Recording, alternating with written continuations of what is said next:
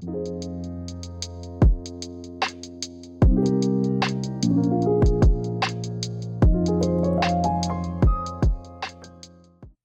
everybody, welcome back to The Pressing Matters. I'm Scott. Thank you for tuning in today. Thank you for your support. Today I'll be talking about 10 titles from the Speaker's Corner Mercury Living Presence catalog. It's been about 2.5 years since I touched on Mercury at all. I did a video at that time, an overview of the label, and highlighted 5 titles from classic records and a few originals. The reason this has come up today is I recently was able to acquire several of the Speaker's Corner titles that I was missing. I only had a few. I don't know what I was doing back in 2010, but when I pulled out this catalog that is included in one of these sealed copies that I recently acquired, I just was like, oh man. I was crying because there's dozens of great Mercury titles, as well as Decca, of course. I picked up a lot of the Decca ones, but for some reason I let the Mercuries slip through my fingers. And a friend of mine, Jim, came to the rescue. Jim called me and said, Scott, I found a seller that just acquired a huge collection of audiophile classical vinyl. He said, I think that I can make a great deal if we buy a lot. And we're talking hundreds of records. I said, okay, I'll look through it and help you out, and you'll help me out, of course. And together, we put together an order for hundreds of titles. He bought most of them. I got maybe 30 or so. Some things that I was missing from Testament and some things that I was missing from the Mercury catalog. So I want to thank Jim for including me on the deal of the century. Some of these were way below what you would have to pay for them on the used market. So I'm going to just show you each one. I want to talk a little bit about each one and about the artists involved. The first one is new to me. I did not have an original of this, and it's really beautiful. This is French music conducted by Paul Paray. It has Ravel and Debussy, the Detroit Symphony Orchestra. Beautiful record. I just played it this morning with my morning cup of coffee, and it was perfect for that. They all have original labels. They're all cut from copy tapes of the original master recordings. They're pressed, I believe, at Optimal, but I could be wrong. Beautiful, beautiful record. Highly recommended. This one also. This was already in my collection. This is the Speaker's Corner of another Paray record with the Detroit Symphony. This is Debussy Nocturnes and Ravel, Daphnis, and Chloe Suite. A very nice record, very beautiful. This was on the TAS Superdisc List. It is wonderful. The third one also is in my own collection. This is Aaron Copland, Appalachian Spring, and Billy the Kid, by Antal Dorati and the London Symphony Orchestra. This was a big deal. This was a 35mm recording. Once they had really mastered this technique, it was an expensive technique, and to bring all that equipment to London to record this was quite an undertaking, and the results are worth it. I just heard this in the last couple of days, and I've never been so immersed in Appalachian Spring before. I really came to appreciate it through this recording. This is highly recommended. A very, very good record. I think it's also on the Absolute Sound Superdisc List. This one, also from my own collection. I like the organ recordings from Mercury. They had Marcel Dupre as one of their premier artists.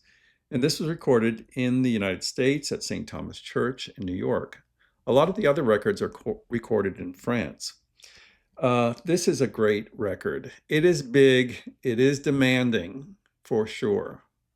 When I used to play this on my system, I was like, it sounds a little distorted, and I wasn't able to reproduce the bass very well.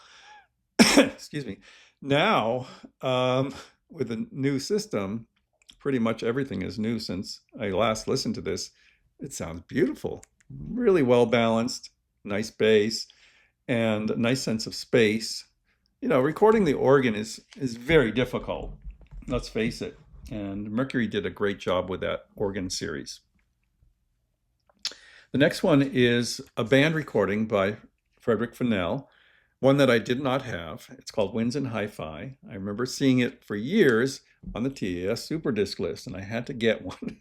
So this has a number of compositions: Granger's Lincolnshire Posy, Rogers' Three Japanese Dances, Milhaud's Suite Francais, and Strauss's Serenade.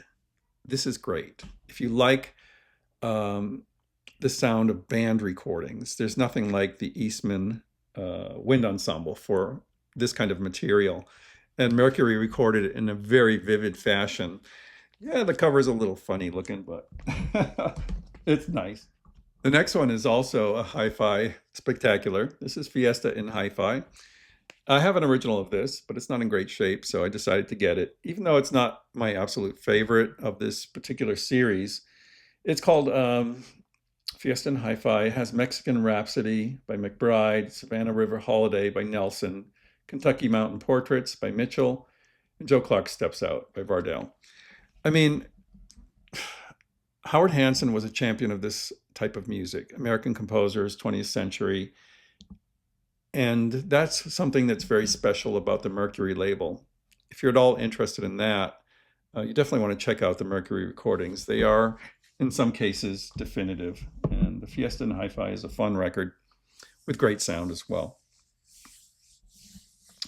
Another one that I particularly like is this one. It's called The Black Maskers by Roger Sessions.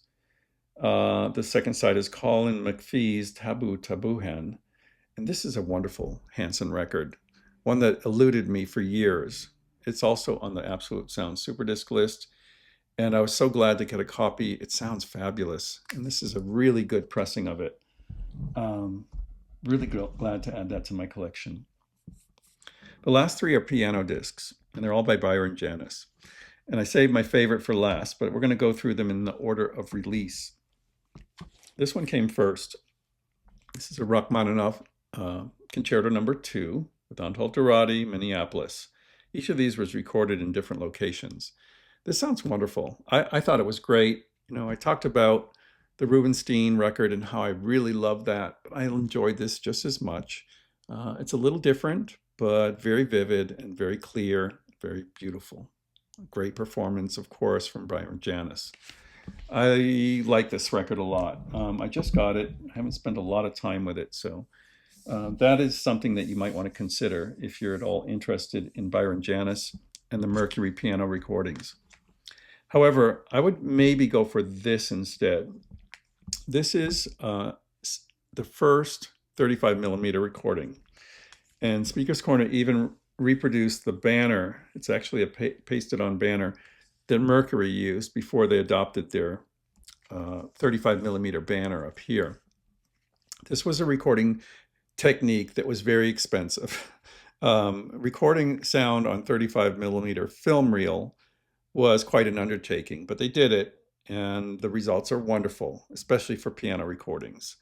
This is clear, precise. There's no wavering of notes. There's no issues with the sound whatsoever. It's just perfect, and the noise floor is very low. This is highly recommended, and the performance is wonderful. Very, very good. This is a great reissue. I would highly recommend that. And the last one is my favorite.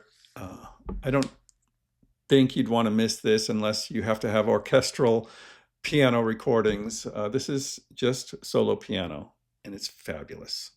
It is so good. I have an original of it, and it can't hold a candle to this. Encore Byron Janis. This is recorded in Moscow. So they took their recording equipment to the Soviet Union to record their artists there. And, you know, I have a few of these from this trip, and they're all wonderful. Really good. It's amazing that they were able to get all that equipment over there, get into the country, set up and record these, and have results that were so, so good. This is a great record, especially for a piano recording, a solo piano recording. It's very revealing, and you'll hear if there's an issue with your system.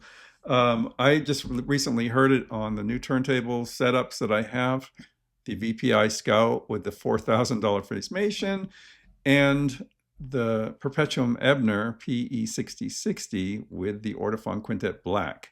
Both of them reproduce this disc beautifully, and it was a joy to hear. Actually, it's my favorite, and I'm kind of surprised because usually I like orchestral recordings, but this is very special as well. Really, all of these can be recommended. If you have any interest at all in the Mercury Living Presence catalog, definitely seek out some of these speaker corner pressings. If you don't, if you don't have one, try not to pay too much for them. I think $50 or so is very reasonable for a used mint copy, but some of them go for a little bit more than that, unfortunately. I really enjoyed listening to all of these. I will highlight some more in a future episode. But until next time, I'm Scott for the Pressing Matters. Have a great day.